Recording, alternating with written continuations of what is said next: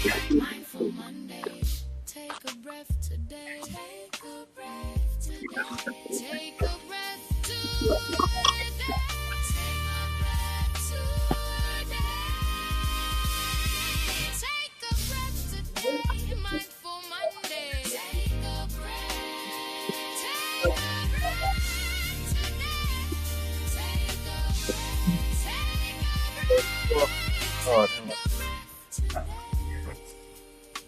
Take a breath today. Take a breath.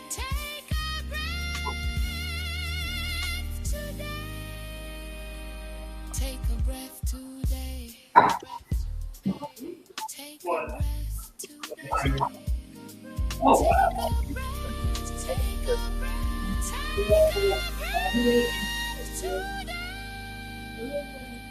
Take a breath today. Take a breath. Take a breath today. Take a breath. Take a breath today. So you know how it's a whole like the person nursing it all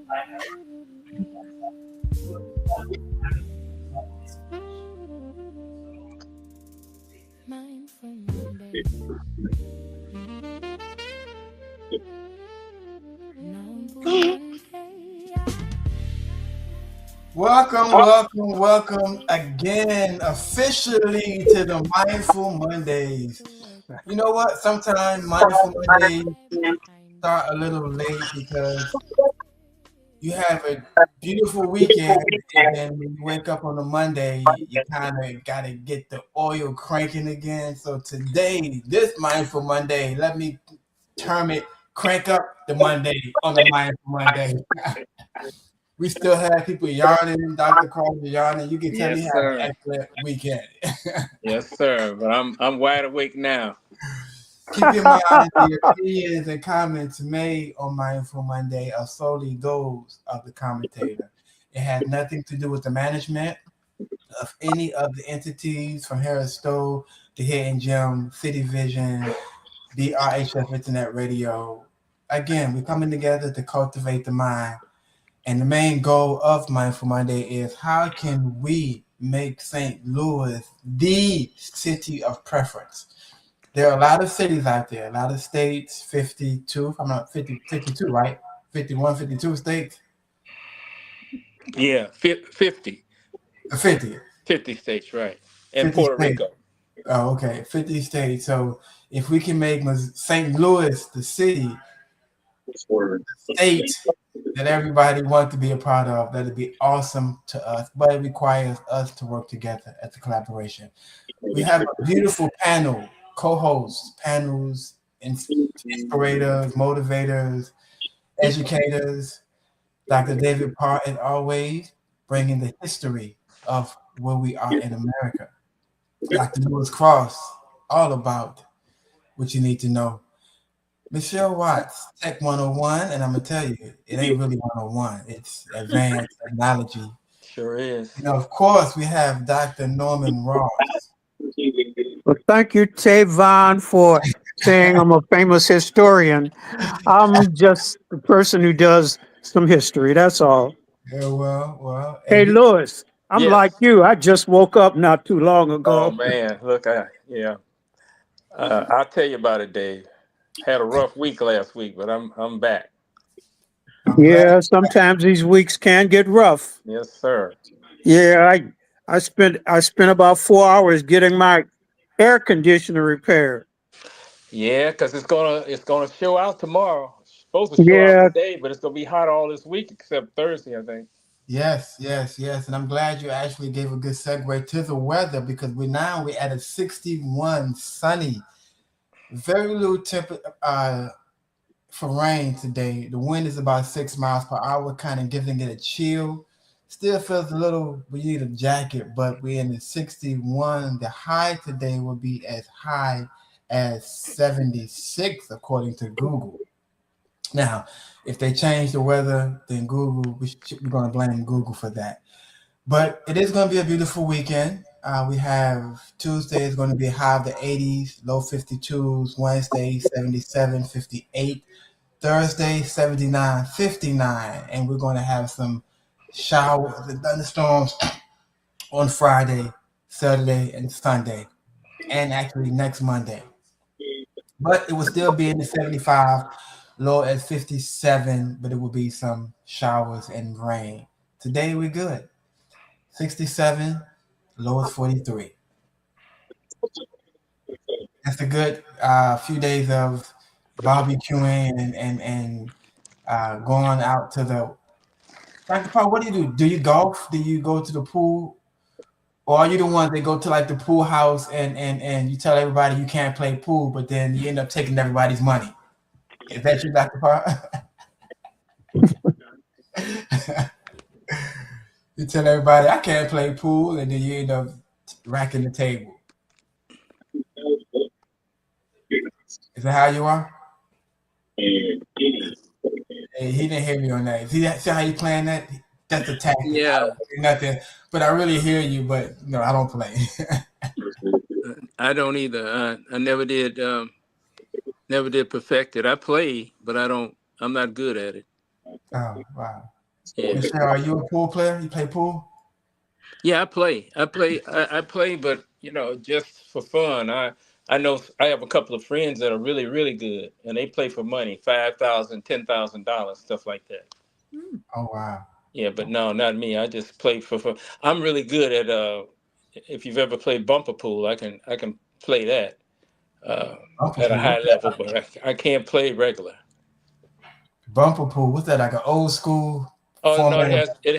you have to bank every shot in, and it Oh, has some bumpers. I mean, some rubber bumpers on the middle portion of the table, and you have to get around it. And you have to get all your 5 balls in before the other person does. I got you. Yeah, it's, Okay. it's pretty challenging. That's about the best I can do. Okay. So, are we ready to start, Tavon? Because I know we have a lot of Absolutely. interesting stuff going on. And of course, we have the genius Cheryl. So we definitely want to get her in there. Absolutely. Absolutely. I was actually going to start with Michelle since I'm glad you kicked off to her. Michelle, Okay. what tech do we have going on today? Okay. Uh, I missed last week because I was given a last minute invitation to play in a charity golf event, and it was fun. Didn't play the greatest, but we still had a good time. And I promised John that this week I would cover the technology that golfers use.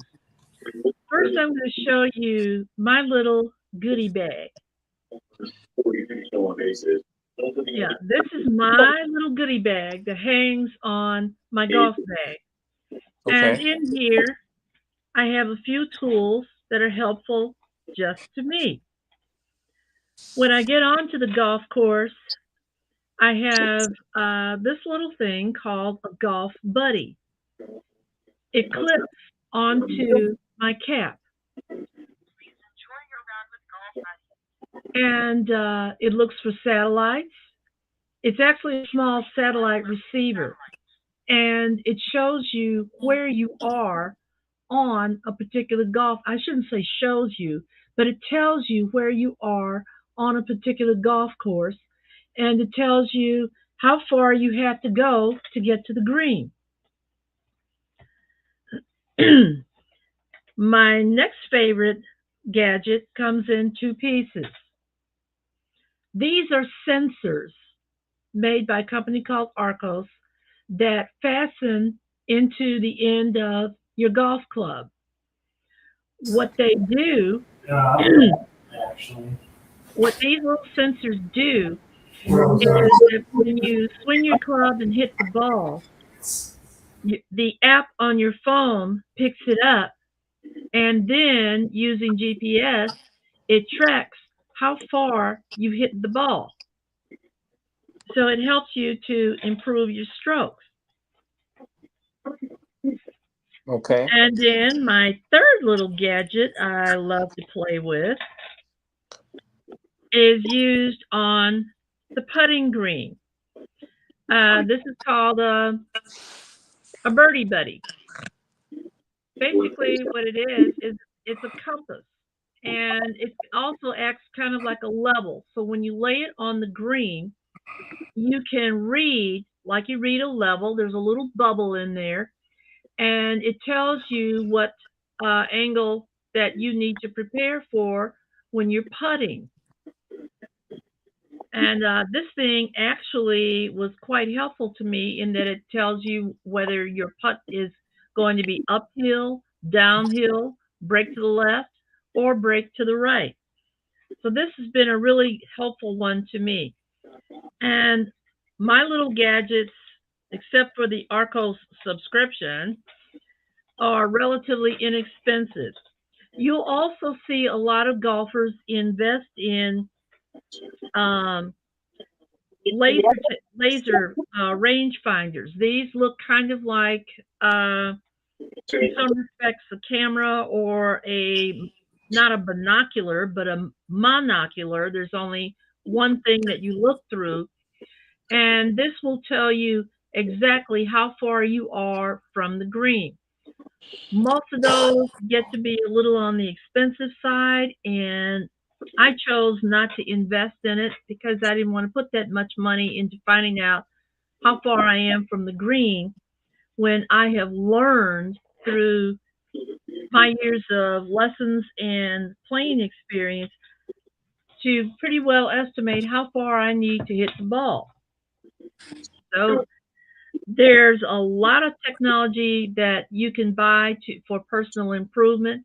And then, of course, there are things like you can set up your own little studio, to say to call it, where you can hit the ball, and there's camera that and lasers that capture your stroke and tell you approximately how far you hit the ball on a simulator screen. You can go to those. There are places set up for you to do that, even in a major golf place like Golf Galaxy, and that's something to help you. And there are also some places that have simulators set up where you can play around the golf and you can compete with other golfers on a specific range. It shows you the layout of the course, and you hit the balls and you it keeps score for you. A couple of other things that are useful are all used with your phone. There are golf apps. Some of them are free, some of them are subscriptions, but you can download the layout of the course. And when you play, you can see using your phone's GPS where you are on the course, how far you have to go, and keep score. And then even share your score with other people. For last week's tournament, we used an app that transmitted our scores back to the master score sheet, the master scoring sheet back at the clubhouse. So there's a lot of stuff that golfers can use that are all based on technology, usually using lasers for distance measuring and GPS for location and links. Okay. Hmm. So as promised, I told you I was going to tell you about my golf technology. How much for the first one that you mentioned, the one that you can tell the how far you hit the ball and locate the ball? The one I use, nothing that I have purchased and carry in this little pouch costs more than $40, Okay. except for the subscription for the sensors that go on my golf clubs. Those sensors run roughly $200 to $250 for a set that goes on one on each of your clubs. I And see. then there's a subscription if you really want to get all the good stuff that can become kind of costly. But most of the individual things that I use for everyday play and even sometimes in tournament play are all inexpensive things. I don't see the need for buying a lot of really expensive stuff to go and play something that I just really enjoy doing. I'm not out there to take everybody's money and win all the trophies. You know, Uh, I do win fairly often, Uh-huh. but I just really enjoy being outdoors. You're out there in nature. You see lots of um, in my areas, you see lots of deer, you see lots of birds. The landscaping is beautiful. It's just a great place to get away from everything else in your life. Relax, do something different, Right. and then there's a lot of fun. Everybody knows what the 19th hole is, don't you? Do you know what the 19th hole is? Is that the watering hole? Nope. Hmm. Yes, the bar. Yeah, the bar, right, where you go in Yep. after the game is over. Yeah, I have my cousin's well, he's retired now, but he was a golf pro, teaching pro, and he at Pine Hill Golf Course in Memphis, Tennessee, named Charles Mhm. Hudson. Yeah. So yeah, I know quite a bit about golf. In fact, my whole family in Memphis are golfers, and he's best friends with Tiger, and he Wow. walked the 18 holes the first time Tiger won the Masters. Wow. Hmm. Wow, that must have really been nice. Yes, yes. Tiger came to his golf course twice to raise money for the kids. They had 450 kids that came to the golf course 4 days a week, and FedEx and Kellogg and all the major corporations in Memphis would send their golfers to teach the kids how to play golf. And so that's how he was able to get the participation he needed to train these kids. And he ran that program for about 15 years. Hmm. Wow, that is really really Mhm. cool. Yes. I have personally have been fortunate to be associated with um, one of the black golfers clubs in the St. Louis area, and that's a group called the Tea Masters. Okay. I have a cousin who was president of the Tea Masters for quite a while, and it was nice to be not only to support them in their golfing events by participating in them, but I love the fact that they had a junior group and those kids learned to play by being taught by the members of the club. Hmm. Hmm. Yep. Yeah, I have clubs. I bought a set of my wife bought a set of clubs for me, and they're sitting in the foyer of the house drawing dust. And they're Cobra. I have Cobra, whatever. I think that's a pretty good brand. But Yes, it is. yeah, so I bought them. She bought them from my cousin's golf uh, store, whatever they have down there. But I'm gonna try one day to play um, and see what I can do. I mean, really seriously get involved with it because I've been to the, uh, the country club over there on Lucas and Hunt, the oldest one in. Glen Echo. Yeah, Glen Echo. Yes. Yeah, I've been there about four or five times. Some friends of mine were members, and I got out there, and it just didn't work. You have to get some lessons. You don't need any lessons. You can just get out there. No, no, no. I get it because I feel like an idiot out there, and I hit the ball the first time, and I hit it, and it went about 3 feet, and then it backed it spun back to where I started. so, so I felt like the village idiot. And all the golfers, they started laughing. They said, "Welcome to the club," because that's what happened to me the first time too. Well, I guess I'm one of the fortunate few in having played other sports where skills transfer over. For me, two sports, tennis and softball, made it Okay. easier for me to connect. Okay, I got Much you. Hmm. easier. I got you. Okay. And I love being the little old gray-haired ringer out there on the course. Uh-huh. Yeah. They don't think I can hit very far, and then surprise, surprise. How far can you on a drive? What's the longest you've hit? The longest drive I ever hit was 260 yards. Good golly, Miss Mhm. Molly. Oh my goodness. That is Nowadays, That I was, don't go yeah, quite that. that was, I don't go quite that far nowadays. yeah, but that's That was the longest fantastic. I ever hit. Yeah, that's fantastic. Really good. Yeah, you're a strong lady if you can do that. Well, my job with the Oh. guys that I play with in the charity scramble events is for me to keep the ball in play. So when I drive the ball. It's out there on the fairway, pretty much Mm-hmm. in the middle, Okay. and we're pretty much guaranteed to make par. Right. Their job is to bomb it as far as they want to bomb it and Yeah. try to keep it out of trees. Right.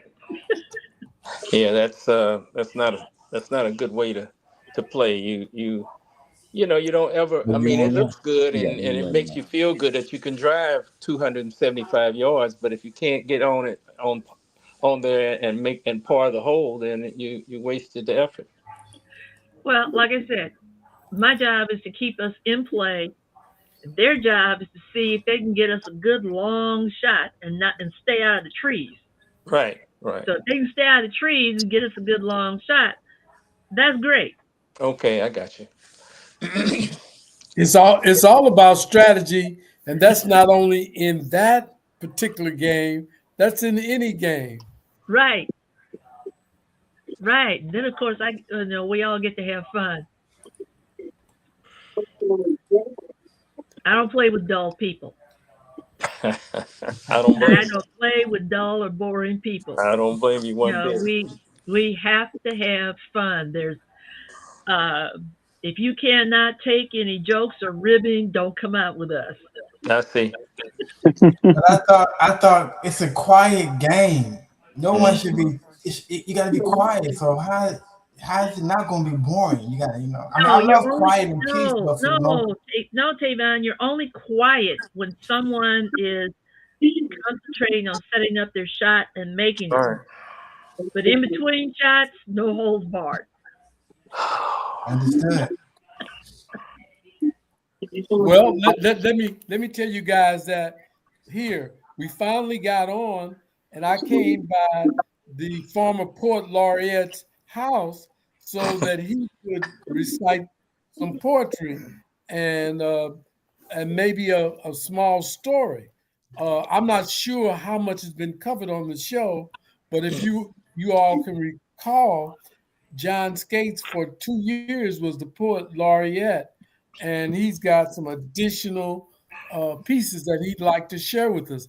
I'm not sure if this is a good or opportune time. You tell me, Tavon, but I'll pass my computer over to him. It's an excellent time. Okay. Cheryl, wait, hold on, John. Cheryl, were you finished? Oh, yes, John. As I promised, I brought my little bag of stuff, technology stuff that I use, and I talked about a number of other things of technology and golf. So I'm Okay. also going to bid all of you farewell. Okay, sure. I have Cheryl, a stack of tell student projects to do. yeah, I know you do. Cheryl, tell me this. Are there some programs that will help those of us who like golf but don't know how to play it very well? There's some programs and some activities that we can do. Okay, John. Uh, Most of your better golf courses offer lessons.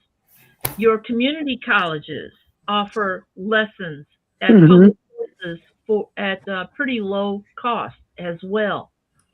And then there are the Okay. simulator studios where you can go and take lessons using the simulator, but you're indoors.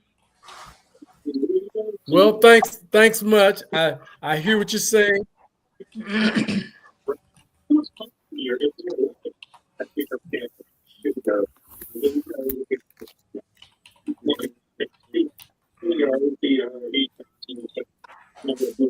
Okay, so I will say farewell for today and go tackle my student projects that I need to finish. Thanks so much, Cheryl. Really All appreciate righty. it. Have a Thank good you one, so much everyone. Thank for you. being. Thank you so much. All right, you have a good one as well. Okay, John, it's showtime. Okay, how you doing, everyone? Doing well, Um, John. I decide to read a poem because this new war situation has really upset me tremendously, and I surmise the reason why is I'm too old to be involved in a war, but people or the audience don't know what war is about. They really don't know how devastating war is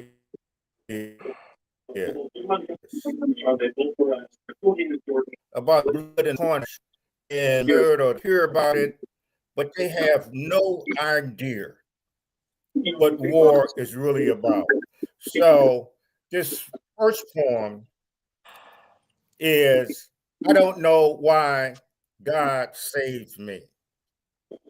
This poem was born on the battlefield, inspired by pain and blood. My blood, crimson blood, that hopefully will give life to these words. So you can visualize, see what so many of us have cried through. Imagine pain that makes painless pain. My closed eyes see every face that flees away from me, fleeing imaginary mirages. This sweet dream, angel of death hovering over, her wings touching me. I'm cold. Who took the sun? No life, but God brought me back to right, to give life. And so That's poem number that's one. poem number one. And is I don't know why God saved me. And your thing is that He saved you to write about Right, that's how I it. feel because for a long time until I was involved in the VA and um, in anger management, and then I have a psychiatrist, a psychologist, and they suggested that I write about my experience because I couldn't run from it. I was stuck on stupid.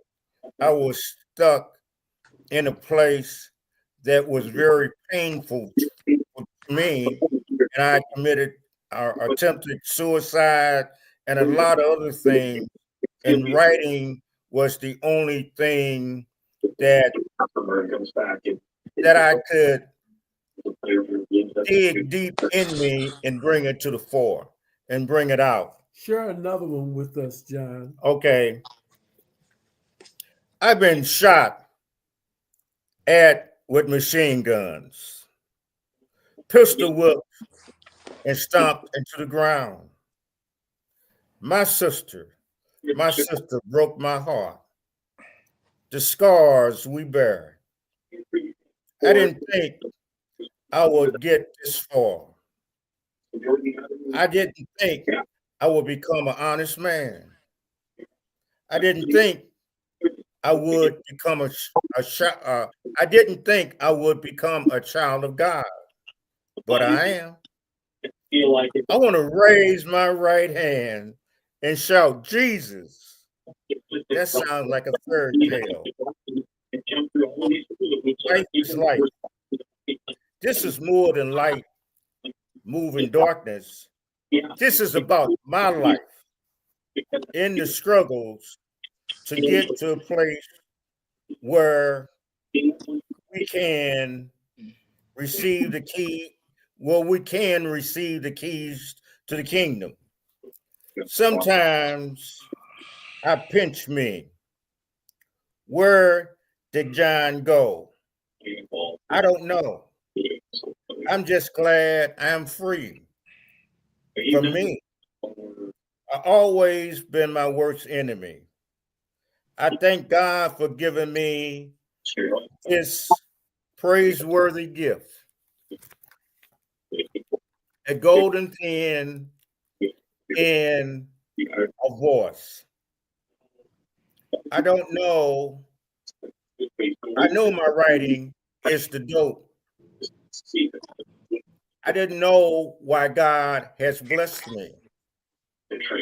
I'm not arrogant. I'm just high on me. Okay. And so that was called In My Past Life. And my last poem was, and it's in a whole different other vein. I call it Four Seasons. As a seasoned man, I have known the winter of loneliness and the summer of passion, but never in my 40 years have I experienced or can I explain what happened the first time I saw you.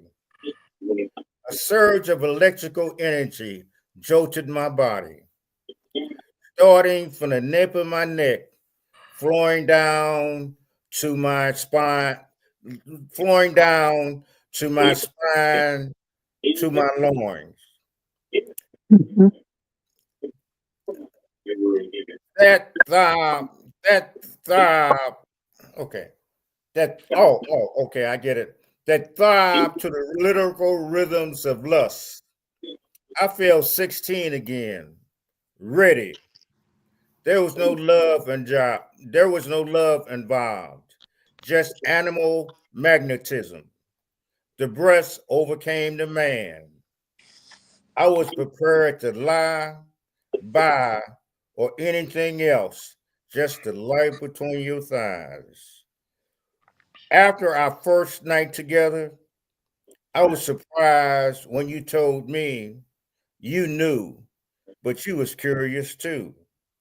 It's funny, out of that raw beginning, how love has grown and respect earned. That's why I asked you to marry me last night, because that once raging fire in me is but a candlelight compared to what we have together now. But the only thing I heard was no, my first marriage didn't work. That word no has played back in my mind all night, all day. The crack in that record is the crack in my life. Only you can make me whole again. Give me, give yourself another chance. Life is more than two seasons. Life is full. You are my autumn. You are my spring. Say yes. Take the ring. Only God knows what tomorrow will bring. And thank you again. Thank you, John. Enjoyed that. Really enjoyed it. Well, I just hate it's not Valentine's Day because I would I think I would reword it a little bit and write some, I write something to my wife to say There you thank you go. for doing There this. you go. There you go. Yeah, I think a little plagiarism, but it's an excellent poem. Thanks, John. And again, Okay. Yeah. thanks for being the poet laureate for um, for National Black Radio Hall of Fame. Okay, then. Thank you much. Yeah, I always thank John for modeling a behavior that is can be exemplary for a lot of veterans who happen to have that battle experience, because a lot of them come home and they have no outlet. John has an outlet, and he's modeling an outlet for other veterans that I think is very, very positive. Yeah, that's Yeah, true. Dr. Parr and Dr. Cross, uh, and also, and Norman doesn't know her. Dr. Ross doesn't know her, but I had an opportunity to talk to Helen today, and she said she will come on next week and read one of her uh, new renditions or new poems. So I am looking forward to that. Can I make a comment, John? Yeah. Or ask you a question? How is Helen? Helen's doing fine. Okay. Helen is doing fine. She's been so busy helping her mother, and she's been working with a couple of groups, and she's been doing this piece of sharing her poetry with seniors and with young people. Okay. So she's doing really, really well. Uh, Louis, have you had an opportunity to talk yet? No, I think Dr. Parr is next, and then I Oh, think, or either Dr. Parr or Dr. Ross. Ross. Dr. Ross. I think one of those two guys are ahead of me. Okay, tell me this. Did we do anything with the weather forecast? Yes. Yeah, yeah, we did. Tavon Brooks gave us the entire weather forecast, including the Oh, speed of the wind. Of the wind, he gave us the excellent. speed of the wind as well. All right, that's excellent. So, uh, Dr. Parr, let's hear from you. Well, I had a narrative that I wanted to present, but I'm going to cut it a little short and go right into those events that happen in African American history, um, because the show is running a little late. So I'm going to start with April 7th, 1712. That was the second day of the New York City slave revolt. It was a violent uprising of between 20 to 50 enslaved Africans and Native Americans who set fire to a building and attacked the slave owners who came to extinguish the fire. A local militia was sent. They captured 27 of the people and brutally executed 21 of them. They either burned some alive, they hung some, or they even buried them alive. The impact resulted in more legal constraints on enslaved people, and free African Americans lost their rights to own land. So they instituted some real restrict measures because of that slave revolt.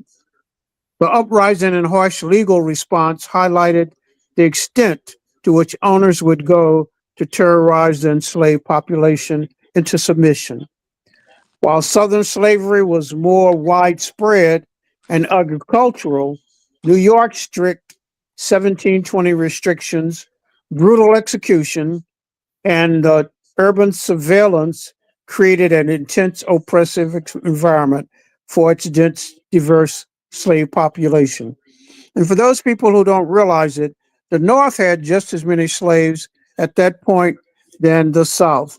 And New York was one of the strongest and biggest slave states in the North in 1712. Of course, at that time it was a British colony and not a state of the United States. April 7th, 1934, William Monroe Trotter, a pioneer African American editor, a Harvard graduate, and a militant civil rights activist, fell from his third floor apartment window and died. Who was William Trotter? He was one of the first African Americans to receive um, a Phi Beta Kappa key at Harvard, which means that he was a top student in his Harvard class. It's something that you don't usually hear. And of course, naturally, he's been sort of bypassed in history. He founded the Boston Guardian newspaper and became a leading voice against segregation and a fierce opponent became a fierce opponent of Booker T. Washington because Booker T. Washington was one of those who wanted to approach segregation and discrimination gradually. Monroe Trotter did it very, very strongly. He even famously challenged President Woodrow Wilson in the White House in 1914 for segregating federal employees. He helped form the Niagara Movement, and if you're not familiar with that, it's a precursor to the NAACP. He helped form that with W.E. Du Bois. Again, it's a forerunner of the NAACP. Trotter's uncompromising direct action tactics for equality, again, were a precursor to some of the modern civil rights movements. Some of the reasons Trotter has been historically overlooked is one, because of his rival with Booker T. Washington. Again, he was one of those who went out and was very, very vehement in trying to end segregation and discrimination, where Booker T. Washington took it kind of slow. And of course, the white fundraisers, like Booker T. Washington's approach, because it didn't upset the bandwagon. His unrelenting confrontational tactics and his lack of personal memoirs, he didn't write any books. He had very few interviews, and he died with limited in funds. Was one of the other reasons that he was not of focus as far as African American history is concerned. April 7th, 1940, Booker T. Washington became the first African American honored on a U.S. postal stamp. It was a 10-cent stamp and part of the famous American series. You can still obtain some of those stamps today, even, but you'd have to go on either eBay or you would have to go to one of those companies that specialize in keeping stamps. It might cost you a pretty, pretty, pretty penny. And by the way, William Monroe Trotters, even though his life was not a focus of history, there is a book out about him, and it's titled The Black Radical: Life and Times of William Trotter. April 7th, 1862 was the second day of the Battle of Shiloh, or Pittsburgh Landing, in Tennessee, when Union forces led by Major General Ulysses S. Grant overcame a surprise attack by General Albert Johnson's Confederate Army. Now, the Confederate Army had more men than the Union Army, so therefore they kind of forced the Union Army to retreat for a minute. But finally, with reinforcements, the Confederate Army began to retreat and left control of the area of Carthage, Tennessee, and the railroad under control of the Union Army. Although at that time, in 1862, there were not any African American combat troops. African Americans were still there in non-combat roles. They still came under fire, which means even though they were in non-combat roles, they still were shot at, they were captured, they were whatever happened in battle to African Americans. One of the African Americans, Andrew Jackson Smith, who was finally a Medal of Honor winner from the Civil War, was an enslaved person, and he was wounded at the Battle of Shiloh. The battle was considered as the deadliest battle of the Civil War up to that point, resulting in 23,000 to 24,000 casualties. 23,000 people. You have to realize the Civil War, as far as John Skates is concerned, the war was the last war fought on American soil. April 8th, 1879, Joseph R. Winters received his second pattern for an improved fire escape ladder.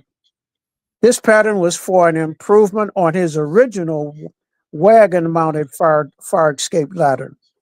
Winters' design used metal frames and parallel steps rather than wooden frames and wooden steps. In the development part of modern hook and ladder fire trucks, his pioneer work is still being used, and it was a precursor again to the present day hook and ladder fire trucks and modern day firefighting equipment and safety standards. On April 9th, 1865, the Civil War ended with the surrender of General Robert E. Lee at the courthouse at Appomattox.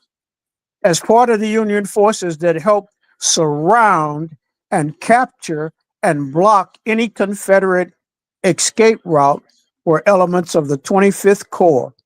The 25th Corps was made up of entirely enslaved or former enslaved African Americans. The 116th Regiment, and again entirely composed of formerly enslaved soldiers from Kentucky. They pushed to the front.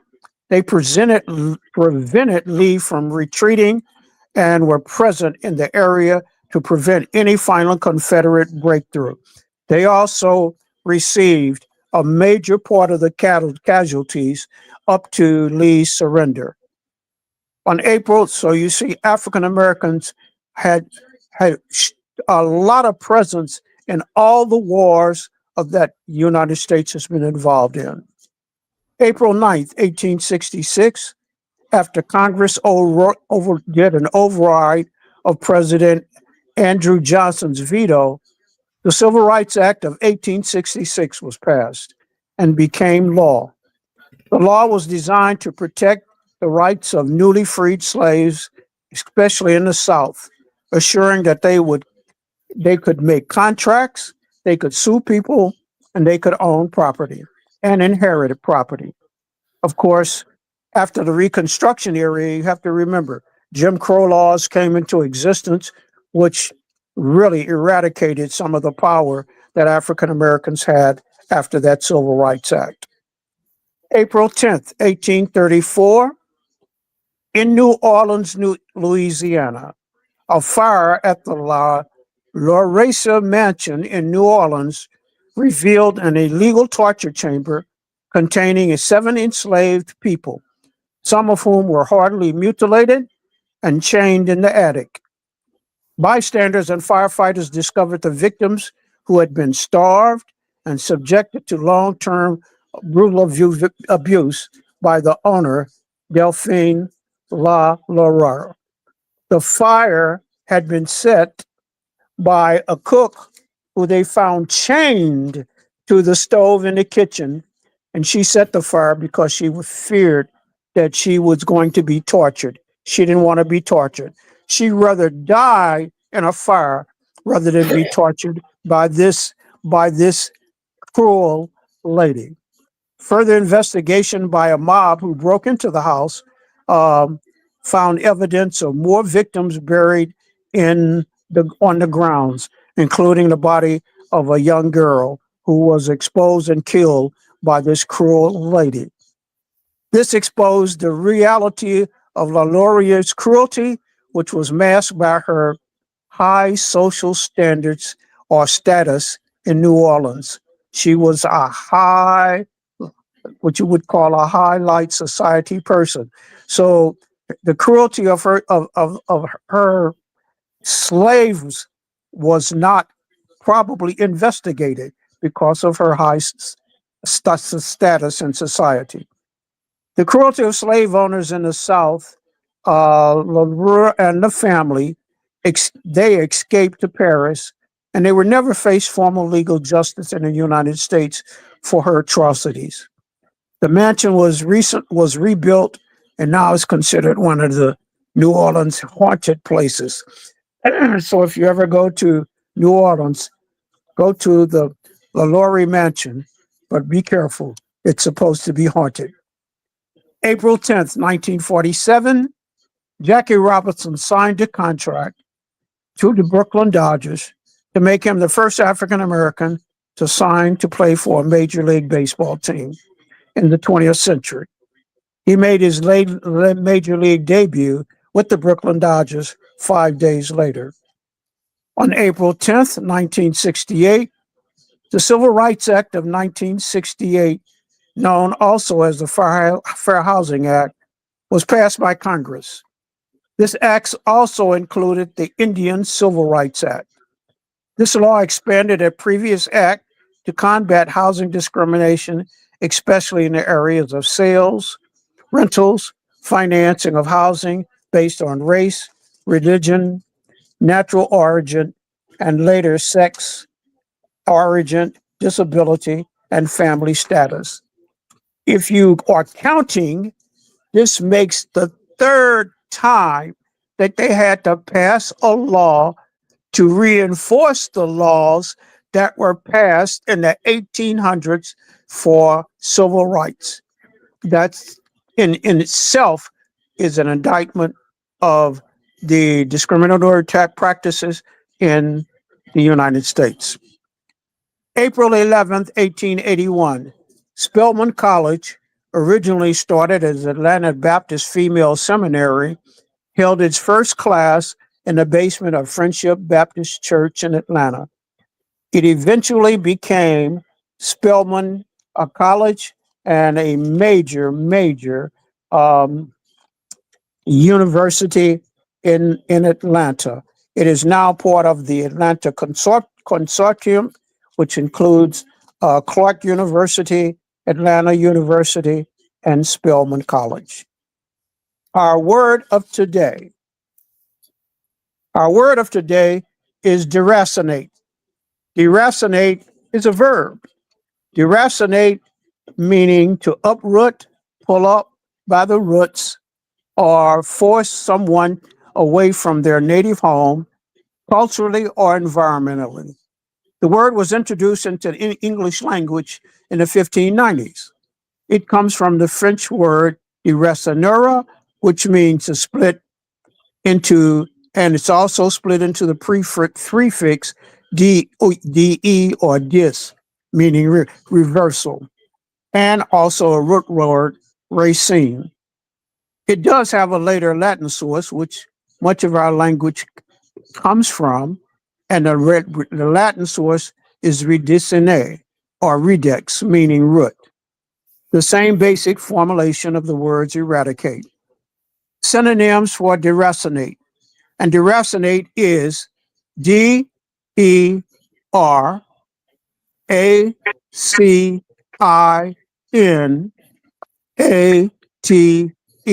deracinate.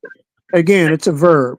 Synonyms are uproot, eradicate, displace, remove, exile. Sentences. The gardener had to deracinate the stubborn weeds before planting new flowers. Having a minor in biology, I'm very familiar with that. The Battle of Shiloh deracinated the people from their peaceful community. The tornado in May 2025 in St. Louis deracinated the North St. Louis community. Our quote for today. The quote is, great quotes are not where you find great wisdom. It is where you share this knowledge that counts. It's from an anonymous person. This can mean that wisdom is active. It should be shared and applied rather than merely collected. Sharing knowledge is not the same as wisdom. Basketball coach John Wooden said this. He focused on gathering and applying and sharing knowledge, and that leads to a value towards wisdom. That's basically all I have for today, except the thought of the day. Remember, you are always better than you think you are. Thank you. Now I'm interested in Dr. Ross's ancient history because it is a precursor and to some of the things that I presented.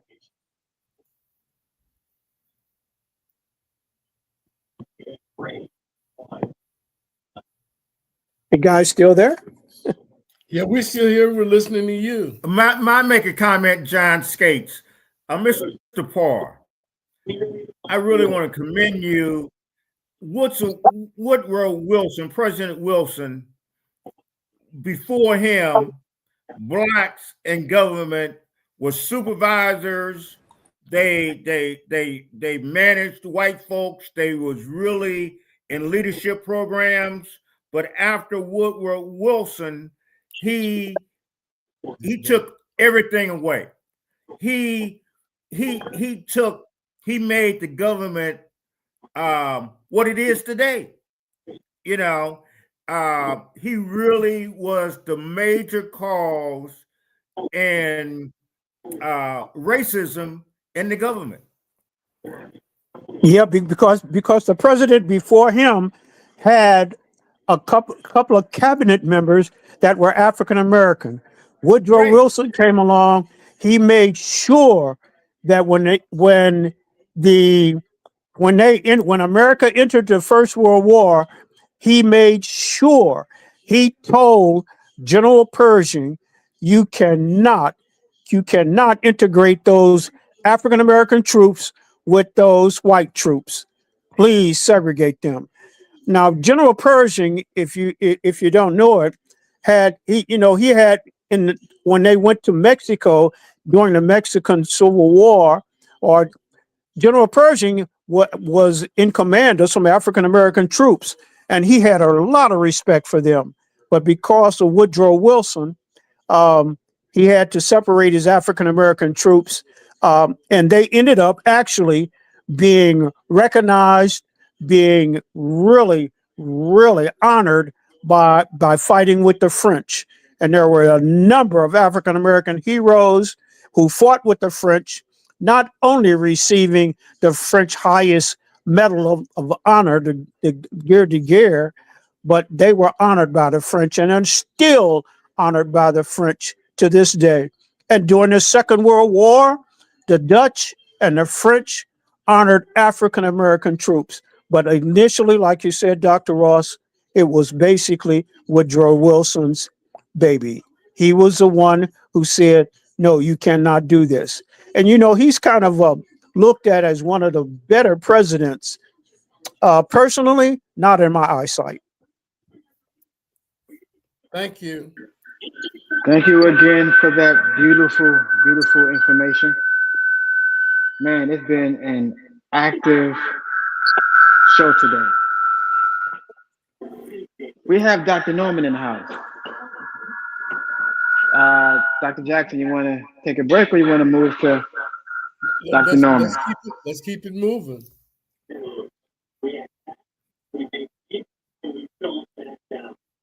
Well, why don't we take a break so you can get Norman set up? Take a break and get Norman. He's already set up. All right, well, let's go. Let's rock and roll. Dr. Norman, the stage is yours.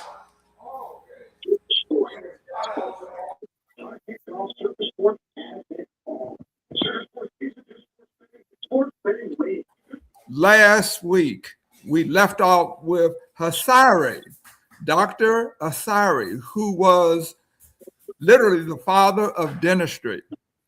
And we left off with him, but I want to start again with Imhotep because I want to emphasize how important this man was.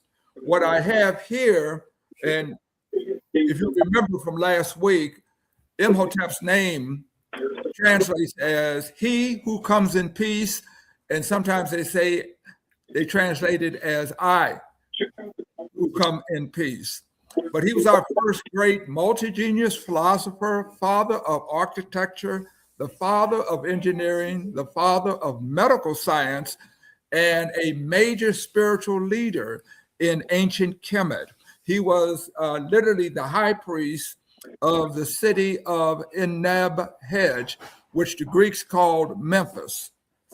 So this is very important that we emphasize how important he was. This is the mysterious guy, Imhotep, who initiated the first great Renaissance period in world civilization. This was the third dynasty. And King Djoser, who was the king of ancient Kemet during the third dynasty, he commissioned Imhotep to build the first stone building complex, which was the step pyramid in Kemet. So now the pyramid age begins and is initiated by Imhotep. What you have, the images you see before you are images of a statue of Imhotep from the Old Kingdom period. And to the right, you have a statue of Imhotep during the Middle Kingdom period. And his features of his statue is that of a Black African. Very important to realize that, because I need to show you pictures of the ancient Egyptians as Black Africans and not as some non-African ethnic group that is the general understanding in the world today. So when we look at the actual statues and whatever, we see Black Africans. Here is a bronze statue of Imhotep from the New Kingdom period. And as you can see, he always is pictured in the statue sitting and holding a book or scroll in his lap. Probably the only ancient picture of a figure reading a book in his lap. Okay. These are late period statues during the Greek occupation of Egypt. These are statues of Imhotep because Imhotep was deified by the Egyptians as well as the Greeks. And the Greeks represented Imhotep in the Greek god of health was Dracula. Another statue of Imhotep who's deified as a god. This is a picture, a wood carving of Hasare, who was a doctor of medicine, a medical doctor who specialized in dentistry. So here we have the father of dentistry in world civilization. As you can see, he has an afro and he is a Black African. This is some of the dental work that the Egyptians did and why they were masters of the science of dentistry. And this is another wood carving of Hasare, father of dentistry in world civilization. This is what Imhotep built. Keep in mind that Imhotep was a contemporary of Hasare. Both of them lived around the same time in the Old Kingdom period. This is what Imhotep built, and this is why he is the father of architecture and engineering. Let me show you what that probably actually looked like in an animation. This is the step pyramid, and this is the building complex surrounding the step pyramid. The first architecture in stone. This is a picture of the step pyramid. What you can see, you see 6 steps that make up the step pyramid. This is the first pyramid beginning pyramid period, the pyramid golden age of the Old Kingdom period, which was a 505-year golden age. Okay. So we look at the step pyramid from 2686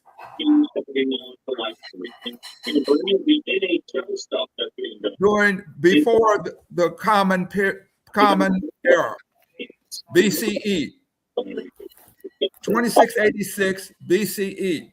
Okay. This is a second pyramid complex which was built by King Huni. You can look at his picture of his the portrait of his stone, photo of his stone statue, and you can see that he's a Black African. King Huni's name translates as the smiter,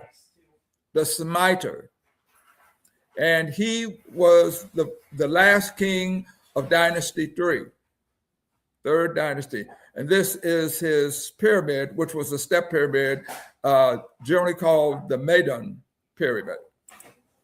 This is another photo of King Huni or Hunai, and this is another picture of his pyramid. A far off photo of King Hunai's step pyramid. Now, this is a statue of King Sneferu, and his name translates as He of Beauty. King Sneferu, his father, King Hunai, built the bent pyramid. He started the bent pyramid, but it was his son, King Sneferu, who finished the bent pyramid. King Sneferu also started a second pyramid, which was the first true pyramid. It's generally called the red pyramid because of its red color. But King Sneferu built the first true pyramid, and as you can see, his time, the time of his reign was 2613 to 2589 BCE, before the Common Era. Okay. This is a photo of the bent pyramid, and you can see its structure was a bent pyramid. Okay. This is King Sneferu's pyramid, which is called the Red Pyramid, and it is the first true pyramid. Okay. Now, this is the son of King Sneferu, King Khufu. He built the Great Pyramid, and that pyramid was built around 2589, from 2589, sometime between 2589 and 2566, before the Common Era. King Khufu's name translates as protected by the god Khnum. Okay. This is inside the Great Pyramid. And these are actual photos of inside the Great Pyramid. And this is a photo of outside the Great Pyramid, and shows you people riding on camels way below at the bottom of the pyramid. And you can get an idea of how big this structure was. There's only one known statue of King Khufu, and that's what you see before you. And as you can tell, he is a Black African. Okay. Now, this is a picture, a photo of the Great Pyramid, and then, which was built by King Khufu, and then his son, King Khafre, built the second Great Pyramid, which was smaller than the Great Pyramid. And then down here, the son of King Khafre, who was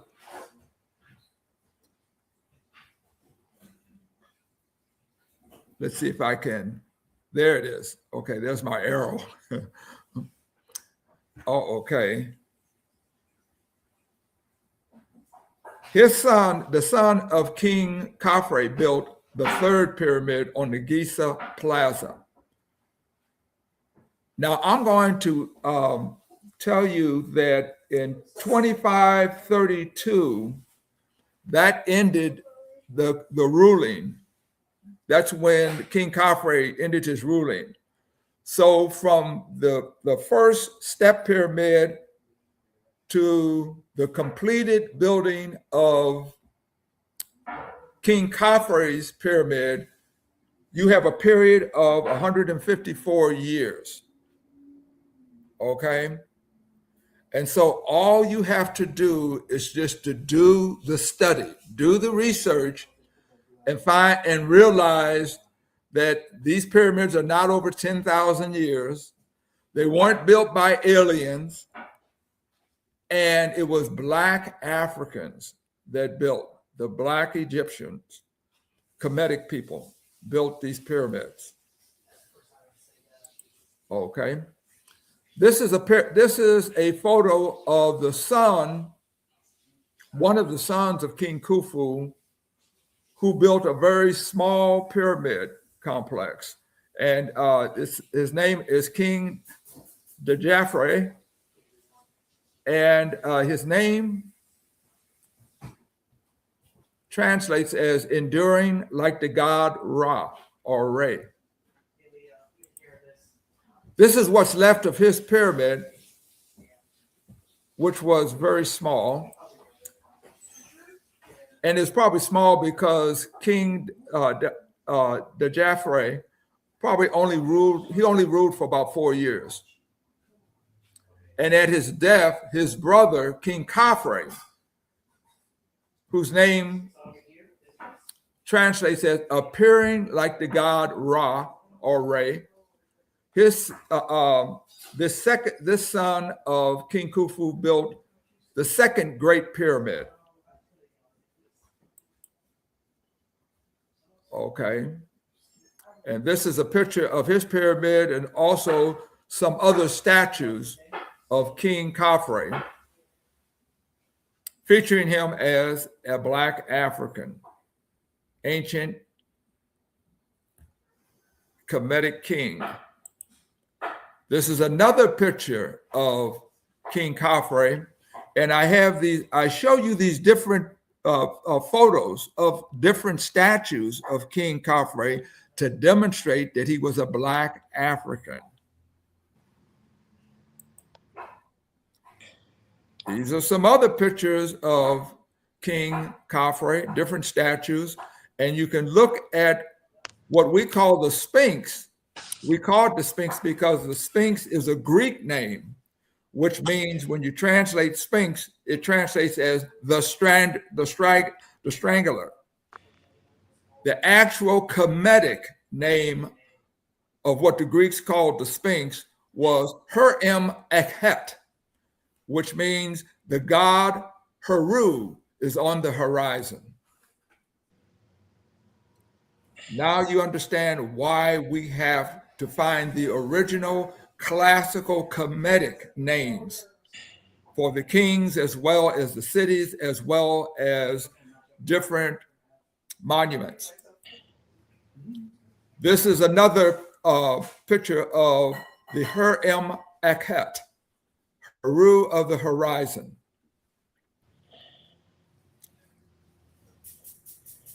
Okay. And this is Khafre's pyramid. Okay. This is the god Menkaure, who was the son of King Khafre. He built the third pyramid on the Giza Plaza, which is the smallest pyramid. His name translates as eternal like the souls of the god Ra or Re. Okay. This is Menkaure, the King Menkaure's triad. He's standing between two of the female goddesses. This is another statue, different statue of King Menkaure. And we show you these different statues to demonstrate that these kings and queens and prominent Kemetic officials were Black Africans. This is King Menkaure's pyramid from an aerial view. Okay, and I'm going to rush through these. Okay. Let me get back to, okay. This is King Shepseth Ka'ef. His name translates as his soul is noble. Okay. And he was the son of King Menkari. Now, King Chef Hef did not build a pyramid. He built literally a bench type tomb structure, which was similar to the early tombs of the first and the second dynasty of ancient Kemet.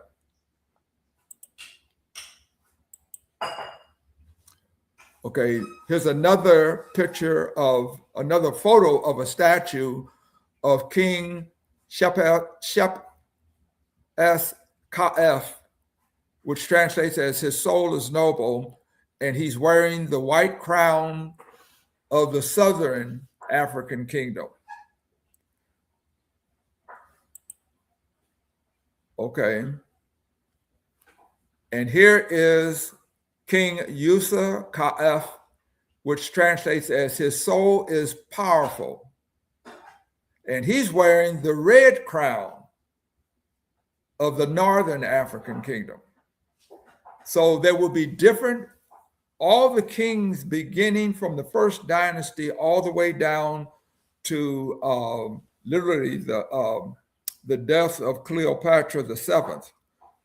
They will show these kings wearing, in one statue, they'll have them wearing the white crown of the southern African kingdom. And in another statue, they'll have him, the same king, wearing the red crown of the northern African kingdom. The statement that the king is trying to make is that I am the sole ruler of the two lands, which were joined together to create the kingdom, the ancient civilization of Kemet. Tavan, what is my time looking like? You actually have about 3 minutes. Oh, okay. You went over, but I'll give you 3 more minutes. Oh, okay. And this is another statue of King Yusa Kaf. And he was a 5th dynasty king. And what I want to do is I want to stop here, Tavan. Okay. And I'll take up where next week we'll start with King Yusa Kaf. Okay. Oh, okay. So, once again, like I said before, it has been a beautiful, beautiful journey of a Mindful Mondays. Again, shout out to Job Corps in the house, always on Monday. But Dr. Lewis Cross, you still there? If so, I'll give you the last words before we go out. Yes, I'm here, and I wanted to let Dr. Ross have my time today because I knew that he had missed several times, and I can always pick up next week. But I enjoyed the show today, and thank you very much for your time, everyone. And I really enjoyed every facet of it.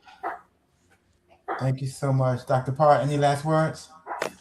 No, just everybody be safe this week. Watch the crazy drivers out there, and enjoy the weather. Thank you so much. Thank you so much, everyone. Dr. Jackson, you still there? I think he dropped off. Today has been a technical catastrophic, but I think we still weathered the storm. We still had a very good educational and informative show. As always, I want to give a thanks to Job Corps in the house, and you can see that their interns are here learning their skills. Again, it's all about a Mindful Monday. Mindful Mondays are hosted at the Kid and Gym. One of the sponsors is City Vision. Thank you all. Every Monday, 12 to 2, we're here live at the Hidden Gym, bringing you something that you will never see nowhere else. Mindful Monday. Have a wonderful day.